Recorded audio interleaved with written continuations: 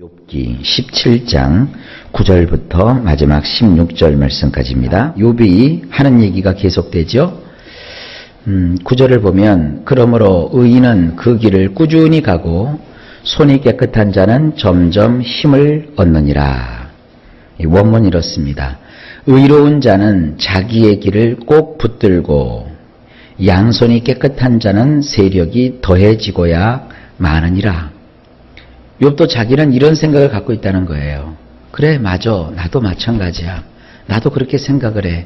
의로운 사람은 자기의 길을 꼭 붙들어. 이게 무슨 뜻입니까? 의로운 사람들은 여지껏 살아왔던 그 방식이 있잖아요. 의로운 방식. 그곳에서 벗어나지 않는다는 거예요. 그걸 꼭 그 길을 붙잡고 우리는 이것을 고수한다고 그래요. 의로운 길을 계속 고수하고. 그래서 의로운 자는 처음부터 의로웠으면 끝까지 의롭다 이거예요. 그 다음에 양손이 깨끗한 사람. 이 손이 깨끗하다는 것은 구약에서 굉장히 중요한 용법입니다. 죄를 범하지 않는다는 거예요. 내가 양손이 깨끗한 자인 듯 생활을 해왔는데 양손이 깨끗한 사람을 하나님께서 복을 주셔서 점차 그의 힘이 더해지고 만다. 여기서 제가 많으니라라고 번역을 했는데 이것은 꼭 그렇게 된다 이런 뜻이에요. 그건 자기도 그렇게 믿고 있다 이겁니다. 그런데 자기가 지금 어떻게 돼 있어요?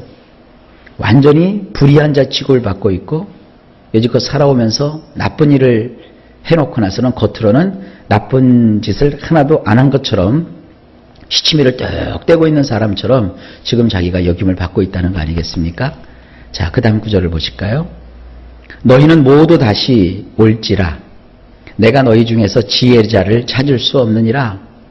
원문을 보면 이렇습니다. 참으로 너희들 모두는 되돌아가라. 내가 청하노니 그러고 다시들 오라. 내가 너희들 중에서 지혜로운 자를 찾지 못하였느니라. 이 말은요, 우리 성경에 보면은 그들을 쫓아내는 것처럼 이게 돼 있어요. 모두 다시 오라. 내가 너희 중에서 지혜자를 찾을 수 없다.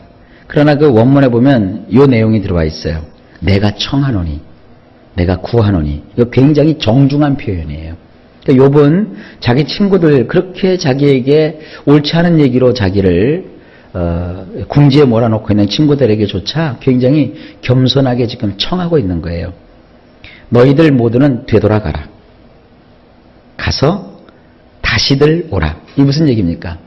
우리 식으로 얘기하면은 갔다 다시 와. 빠꾸해. 이건 쉽게 얘기하면 정신들 다시 차려봐. 다시 좀 봐줘. 지금 너희들은 나를 지금 오해하고 있는 거야. 나도 알아. 의로운 자가 끝까지 의로운 삶을 살게 되고 깨끗하게 사는 사람들을 하나님께서는 힘을 더하신다는 건 나도 알아. 근데 너희들은 지금 나를 잘못 평가하고 있는 거야. 그러니까 다시 갔다 다시 돌아와.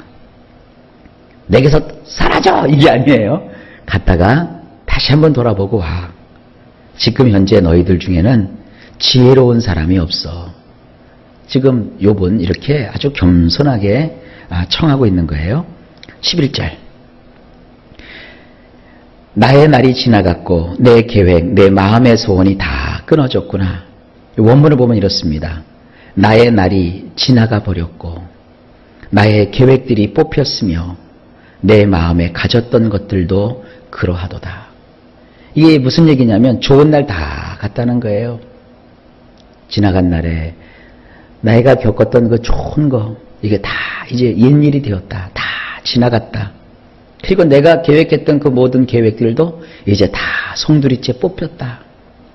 내 마음에 가졌던 것들도 다 이제 사라져 버렸다. 이 인생이 참 덧없는 거죠. 고난을 겪고 어려움을 겪고 보니까 그동안 그렇게 살려고 애쓰고 힘썼던 것이 참 덧없다는 거예요. 여러분 그러지 않습니까? 땀 흘려 애써 일하고 알뜰살뜰 모았는데 그냥 다 잃어버리고 다 놓쳐버리고 뺏겼다고 해보세요.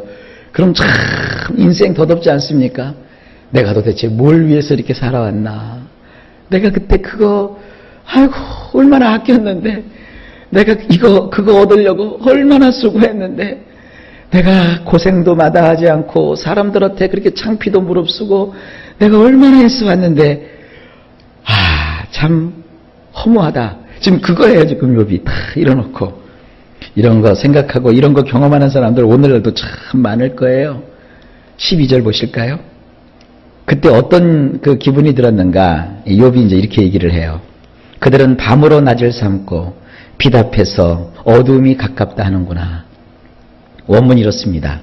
사람들은 낮을 밤으로 여기고 빛더러 어둠 쪽에 가깝다고 하도다. 예, 그렇죠. 일단 한번 낙심하게 되면 말이죠. 다 어둡죠, 뭐. 대낮같이 환하게 밝은 날, 그 마음이 막 침침한데 그 밝음이 따사로운 햇살이 나에게 따사롭게 느껴지겠어요? 더운 날도 춥게 느껴지고, 밝은 날도 어둡게 느껴지고, 철 따라 사람들, 뭐, 봄에는 봄꽃놀이 간다 그러고, 여름에는 물놀이 간다 그러고, 가을에는 단풍놀이 다닌다 그러고, 겨울에는 무슨 눈 보러 간다고 하는 것이 다 덧없어요. 도대체 사람들, 뭐 저런 게 뭐 이렇게 의미가 있다고 저렇게 쫓아다니는가? 돈을 버는 것도 의미가 없고, 사람 사귀는 것도 의미가 없고, 한마디로 뭐예요? 인생이 재미가 하나도 없어요. 어떤 일을 겪으면, 욥처럼 이런 어처구니 없는 일을 겪으면 이렇다는 거예요.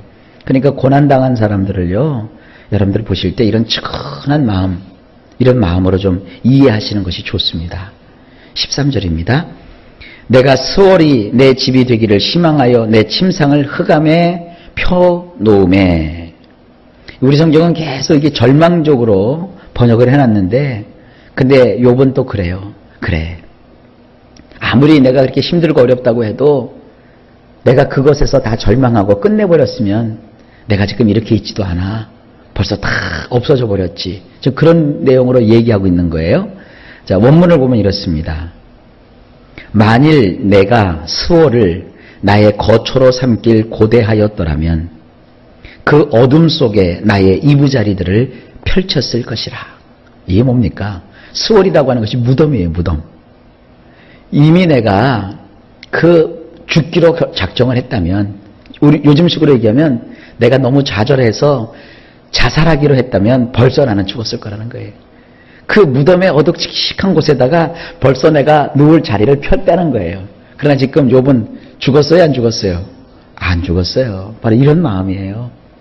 힘들고 어렵고 고난스럽고 고통스럽다고 해서 요즘 사람처럼 쉽게 죽음을 선택해서는 안 돼요. 절대로 우리는 어렵고 힘들다고 해서 이 수월에 내 자리를 펼 생각을 하시면 안 됩니다.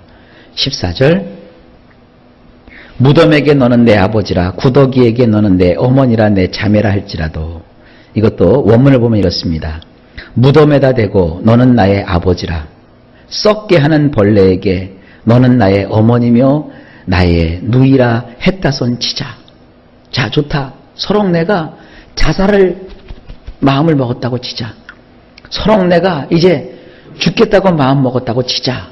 이 가정하는 거예요. 15절 나의 희망이 어디 있으며 나의 희망을 누가 보겠느냐. 원문이 이렇습니다.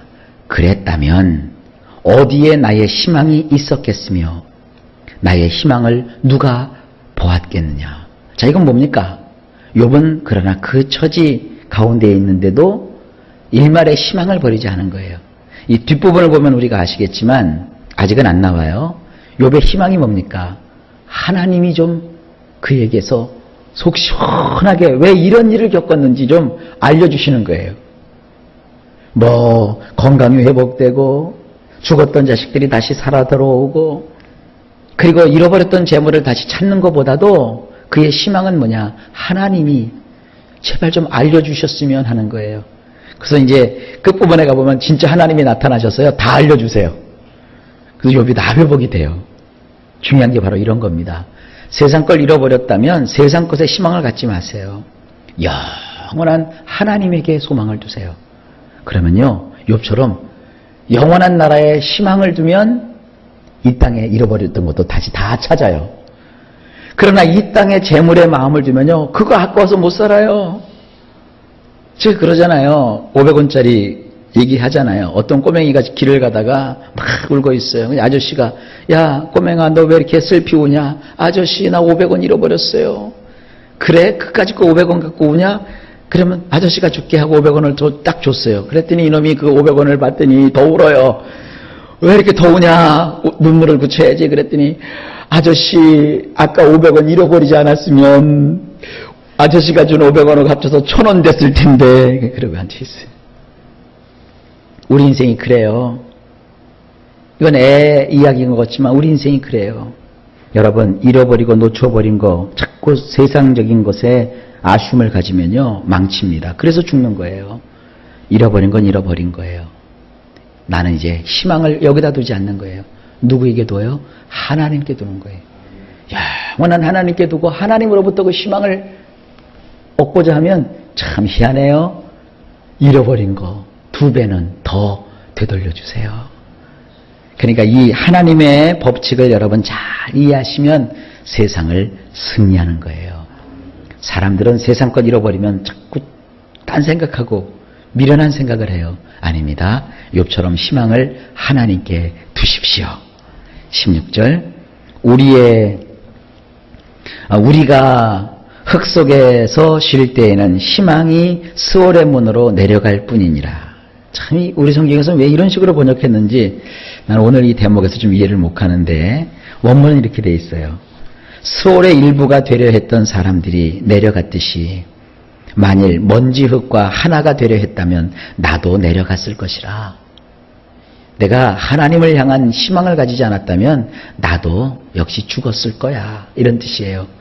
스올의 일부가 되려 했던 사람들이 이 죽음은 밑으로 내려가는 거예요.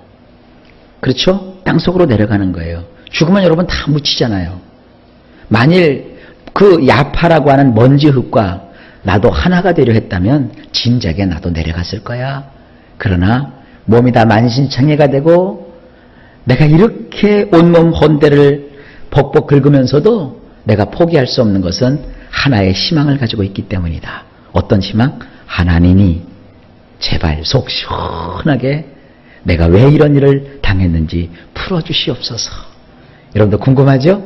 하나님을 기대하십시오. 그러면 어려움 속에서도 능히 이길 수가 있습니다. 무덤은 우리가 스스로 누울 곳이 아닙니다. 무덤에 들어갈 생각하지 마시고 하나님으로부터 희망을 바라보세요. 이게 오늘 욥이 우리에게 주는 강력한 하나님의 메시지입니다.